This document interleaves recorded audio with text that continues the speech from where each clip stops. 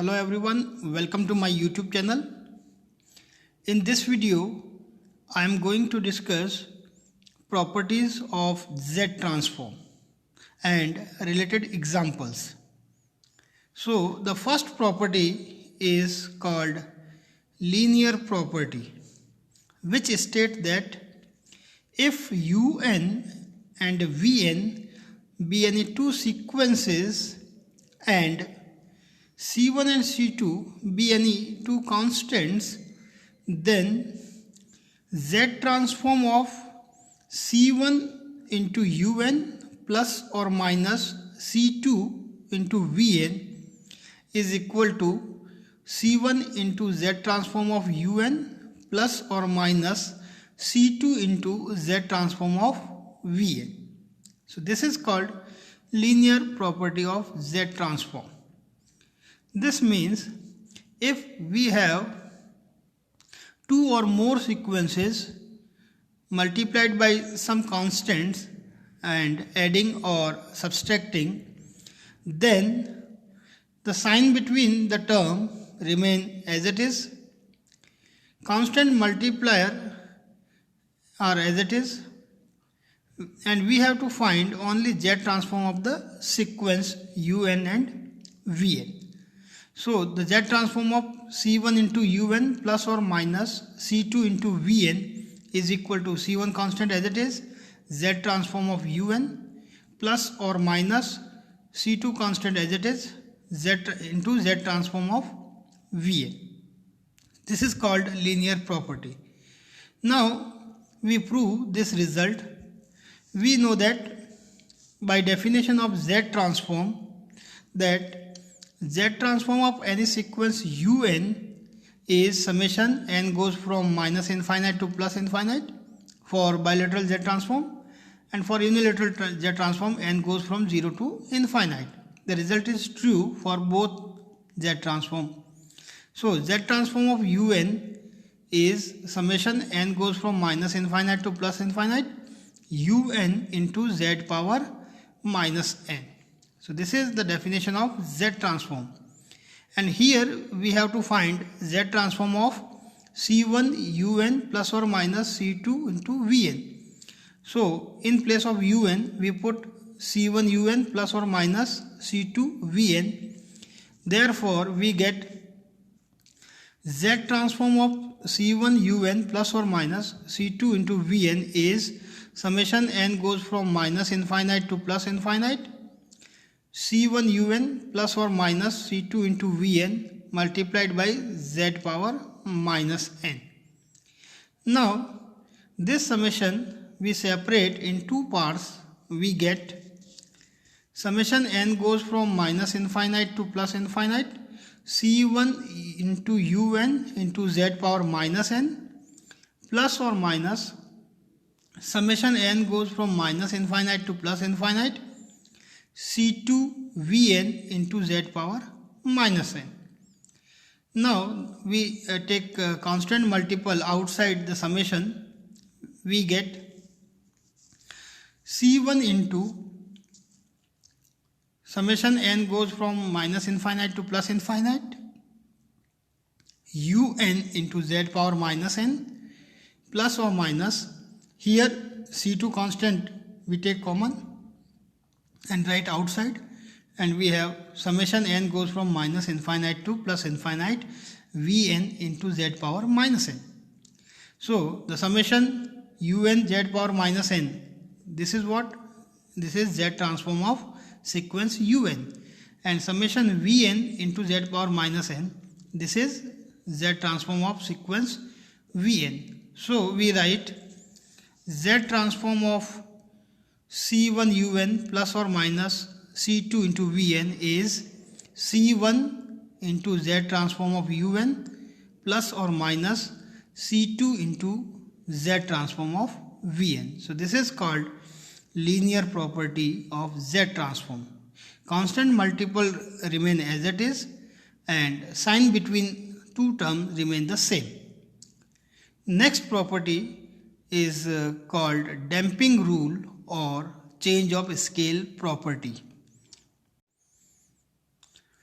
So damping rule or change of scale property state that if un be any sequence such that z transform of un is u bar z, then number 1, z transform of a power minus n multiplied by un is u bar of az, and second, z transform of a power n multiplied by un is u bar of z by a. So if the z transform of un is u bar z, then z transform of un multiplied by a power minus n can be obtained by simply replacing z by az in u bar z, and similarly z transform of un multiplied by a raised to n positive power is u bar z by a. So we can obtain the z transform of un multiplied by a power n by simply replacing z by a in u bar z. So this is called damping rule or change of scale property. Now the proof of this property is, we know that by definition of z transform that z transform of any sequence un is summation n goes from minus infinite to plus infinite for bilateral z transform un multiplied by z power minus n, and which we called u bar z. Z transform of un is u bar z, where u bar z is summation n goes from minus infinite to plus infinite un multiplied by z power minus n. Now first we find z transform of a power minus n multiplied by un. Using this definition we can write z transform of a raised to minus n into un is summation n goes from minus infinite to plus infinite a raised to minus n into un multiplied by z power minus n. Now a raised to minus n and z raised to minus n, we can write this expression as summation n goes from minus infinite to plus infinite un into az whole raised to minus n. Now comparing this result with the definition of z transform, here un multiplied by z power minus n, we write u bar z, and here we have un multiplied by az whole raised to minus n. So this become u bar of az. So we have z transform of a raised to minus n into un is u bar of az, where u bar z is z transform of un. Now for the second result we have to find z transform of un multiplied by a power n. So using the definition of z transform of a power n into un is summation n goes from minus infinite to plus infinite a n un multiplied by z power minus n. Now this a raised to a n we write 1 upon a raised to minus n. So we have z raised to minus n upon a raised to minus n. So this expression we can write as summation n goes from minus infinite to plus infinite un multiplied by z by a whole raised to minus n. Now comparing this expression with the definition un into z power minus n, we write u bar z, and therefore un into z by a whole raised to minus n, we write u bar z by a. So finally we get a z transform of a raised to n into un is u bar of z by a, where u bar z is z transform of un. So these two results are known as damping rule. Next, we take two elementary examples on damping rule. So the first example is, show that z transform of a power n into n is az upon z minus a whole square. So here the sequence un is n, then it multiplied by a raised to n. So to find the z transform of this product term a raised to n into n, we use damping rule. So we know that z transform of n, sequence n, un is n, z transform of n is z upon z minus 1 whole square.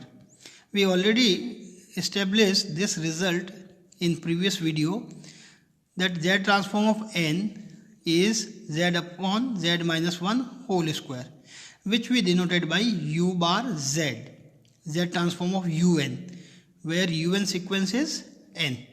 So un sequence is n and its z transform u bar z is z upon z minus 1 whole square.